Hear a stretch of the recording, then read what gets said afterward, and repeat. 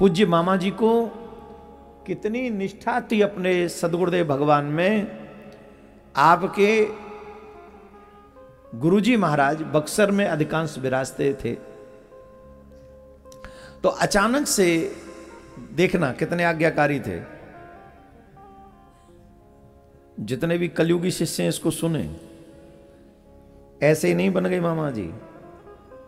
पूरा जगत कहता है आपको मामा जी, कहता है कि नहीं कहता है? कोई भी विषय जब आएगा आपके से संबंधित तो एक ही बात आएगी, मामा जी। कईयों को तो नाम तक नहीं पता होगा, वो सिर्फ बोलेंगे मामा जी। मैंने अभी तक नाम नहीं लिया है, अभी तक नाम लिया मैंने? बताओ। सिर्फ मामा जी कह रहा हूं, सब समझ रहे हैं मैं किन की बात कर रहा हूं। आप श्री अपने गुरुदेव के प्रति कितने निष्ठावान थे। एक बार अचानक से आपके पूज्य गुरुदेव ने आपको कहा उपस्थित होने के लिए। तो उपस्थित होने के लिए जब कहा तो क्योंकि गुरुदेव की आज्ञा है, बिना एक क्षण विलंब किए हमको जाना है, तो वो दौड़ पड़े ऐसे ही भाग के, विलंब नहीं होना चाहिए। पहुंच गए। भादों का महीना था, पहुंच गए। और जब गुरुदेव भगवान को प्रणाम किया, जब वहां पहुंचे तो देखा कि इनके भाल पे तिलक नहीं है। मामा जी के भाल पे तिलक नहीं है, तो गुरुजी रुष्ट हो गए। गुरुजी रुष्ट हो गए। भाल बिना तिलक के नहीं होना चाहिए। ये काशी है, विद्वानों की नगरी है। यहाँ कण कण में भोले बाबा का दर्शन, कृपा का दर्शन, ज्ञान का दर्शन। यहाँ एक से एक विद्वान विराजमान है। बिना तिलक के व्यक्ति सबके समान माना गया है। उसका मुख अगर देख लिया तो पाप लगेगा, ऐसा मान्यता है। आजकल लोगों में इसका प्रभाव है। आजकल लोग मानने को तैयार हैं इस बात को कि बिना तिलक के नहीं निकलना चाहिए। लोग इट्स ओके, क्या फर्क पड़ता है, तिलक लगाने से पाखंड है ये। तो राम जी पाखंड करते थे, कृष्ण जी पाखंड करते थे। पापियों तुम ही आ गए पुण्यात्मा कहीं के। भगवान पाखंड करे, भक्त पाखंड करे, और तुम आ गए हरिश्चंद्र अजय बाबा। ऐसा नहीं है। तिलक का एक विशेष बहुत बड़ा फल है तिलक लगाने का। इसलिए भगवान भी तिलक लगाते हैं, औरों की बात छोड़ो, दुष्ट भी तिलक, दैत्य भी तिलक लगाते हैं। रावण तिलक नहीं, त्रिपुण नहीं लगाता। ऐसा कौन सा दैत्य है जो तिलक न लगाता हो? हम तो दैत्यों से भी गए गुजरे हैं जो तिलक नहीं लगाते। तिलक लगाइए, पहले बात सीख लीजिए। सिर्फ पूजा में तिलक नहीं लगाया जाता है। जब तक जीवित रहें और जब तक चलते रहें तब तक तिलक लगाओ। सोते समय तिलक नहीं होना चाहिए, बस इतना बात है। तो मामा जी बिना तिलक के पहुंच गए और गुरुदेव रुष्ट हो गए। गुरुदेव ने कहा कि तुम बिना तिलक के कैसे आ गए? हाथ जोड़ लिए, क्षमा करें, बस वो शीघ्रता से आना था आपके पास। आपका संदेश पहुंचा तो मुझे शीघ्रता से आना था, इसलिए मैं दौड़ा चला आया। अरे इसमें क्या दौड़ना, कम से कम तिलक तो तुमको लगा के आना चाहिए था। तिलक तुमको लगाना ही चाहिए था। और बहुत क्रोधित हो गए, तो हाथ जोड़ के क्षमा कर मांगने लगे। और मामा जी ने कहा ये तो बहुत बड़ा अपराध हो गया, आप हमें कोई दंड दीजिए। प्रायश्चित क्या करें? बोले इसका कोई प्रायश्चित नहीं, जाओ गंगा में कूद जाओ। क्या कहा गुरुदेव ने? जाओ गंगा में कूद जाओ। अब गुरु आज्ञा हो गई कि नहीं हो गई? हो गई गुरु आज्ञा, जाओ गंगा में कूद जाओ। भादों का महीना, बक्सर की गंगा कैसी है? फांट कितना बड़ा है, कितना बड़ा फांट है बक्सर का।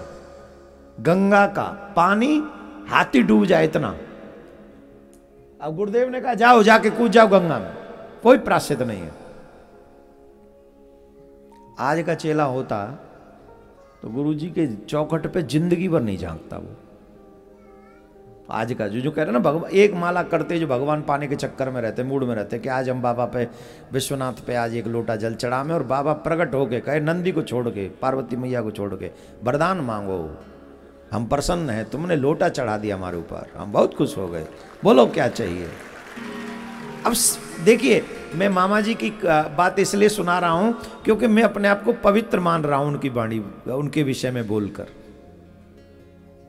क्यों वो बन गए मामा जी, सबके प्रिय बन गए।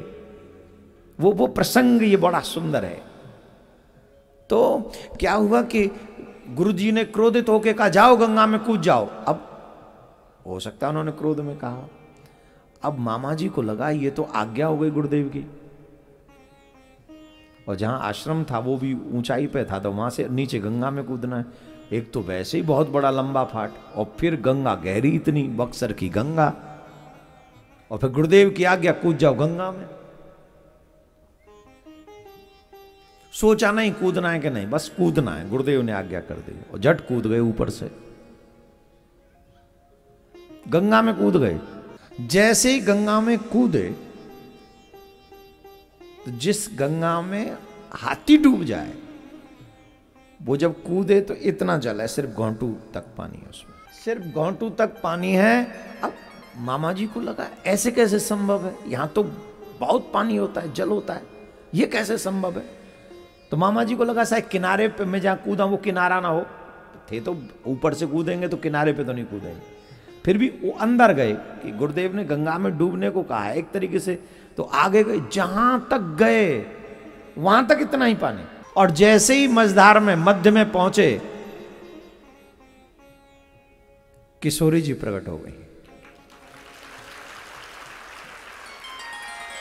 किशोरी जी, सीता मैया, मेरा भैया आ गया, मेरा भैया आ गया, मेरा भैया आ गया।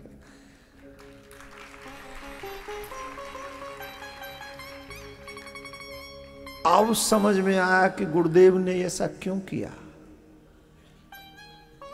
अब समझ में आया। सीता मां कह रही है आज से तू मेरा भैया है। अब मामा जी की क्या दशा हुई होगी कौन वर्णन करे। वो उसके बाद तो कोई वर्णन नहीं हो सकता, इतनी विशेषता। लौट कर आए मामा जी, गुरुदेव के चरणों में प्रणाम किया। बोले गुरुदेव मैं गंगा में डूब गया था, कूद गया था, डूबा नहीं, मैं गंगा में कूद गया। गुरुजी ने हृदय से लगा लिया, मिलाया अपनी बहन से, वो क्रोध खत्म, पता ही नहीं कहां गया।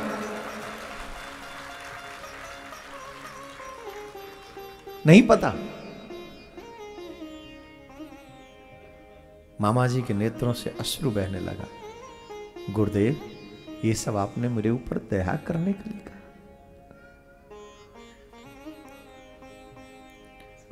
ये सब अधिकारियों को ही प्राप्त होता है। मन्ना कहते थे ये अधिकारियों को ही प्राप्त होता है, हर किसी को प्राप्त नहीं होता। ऐसे श्री भक्तमाली मामा जी, जिनको मां जानकी ने स्वयं ने भैया कहा, और इसलिए वो हम सभी के लिए मामा जी हो गए। एक बार एक संत ने पूछ लिया मामा जी से, अरे तुम अपने आप को भैया भैया कहते रहते हो, सीता मैया का भैया, सीता मैया का भैया। सीता मैया ने भी तुमको भैया माना है कि तुम ही मानते हो? देखो ये काशी नगरी है और एक से एक विद्वान है। जब जब ठाकुर जी की कृपा किसी पे होती है तो परीक्षा भी ठाकुर जी विद्वानों से ही लिखवाते हैं। तो कई जगह पे एक बार किसी संत ने पूछ लिया मामा जी से कि आप कहते हो आप भैया हो, आप भैया हो, आप भैया हो। कभी सीता मैया ने भी कहा है कि तुम भैया हो? सीता माँ को आप बहन कहते हो, अच्छी बात है, पूरा संसार मानता है उनको, कोई माता कोई पिता कोई कुछ मानता है, सब मानते हैं। सीता माँ ने कभी आपको भैया माना है? बोले देखो सुनो, मेरा भगवान से संबंध है, मेरा तो है ही है, पर इस बात को प्रमाण तब मिलता है जब दो में से एक स्वीकार करे। बोले कौन? बोले या तो भगवान स्वीकार करे या भगवान के भक्त स्वीकार करे। बोले फिर? बोले देखो मेरा सौभाग्य देखो, आज उस समय जो भी थे बड़े बड़े विद्वान, भगवान के जितने भी संत हैं, भक्त हैं, वो सब मुझे मामा जी कह के बुलाते हैं। तो संतों ने जिस रिश्ते को स्वीकार कर लिया है, तो भगवान उसे कैसे अस्वीकार कर देंगे? कर देंगे? संभव है? और अगर ये संभव है तो फिर गुरु के द्वारा शरणागति निष्फल हो जाएगी। संत ही तो हैं जो कहते हैं ये आपका है, और सब जो मामा मामा कहते हैं, वो कौन कहते हैं मामा? जो भगवान श्री राम को अपना पिता कहते, तुमेव माता च पिता तुमेव बंधु च सखा। तो जो उनके पिता हुए, उनकी पत्नी का भाई, उनका क्या हुआ? मामा हुआ कि नहीं हुआ? तो मामा इसलिए संत स्वीकार कर लिए। इसका मतलब जानकी मैया ने मामा जी को भैया माना हुआ है, इसमें कोई संशय नहीं। ये जो भक्ति का आनंद है ना, ये अपनापन जब तक भगवान से नहीं होगा तब तक संभव ही नहीं है, संभव ही नहीं है। इसीलिए हमने कहा भगवत रसिक रसिक की बातें रसिक बिना कोई समझ सके ना। जब तक तुम भक्तों का संग नहीं करोगे, रसिकों का संग नहीं करोगे, तब तक तुम्हें भगवान के प्रति न तो प्रेम होगा और ना ही ये भाव समझ में आएगा। इस भाव को समझने के लिए रसिकों का संग अवश्य कीजिए, भक्तों का, संतों का संग अवश्य कीजिए, तब ही इस भाव की प्रधानता तुम्हें समझ में आएगी। राधे राधे बोलना पड़ेगा।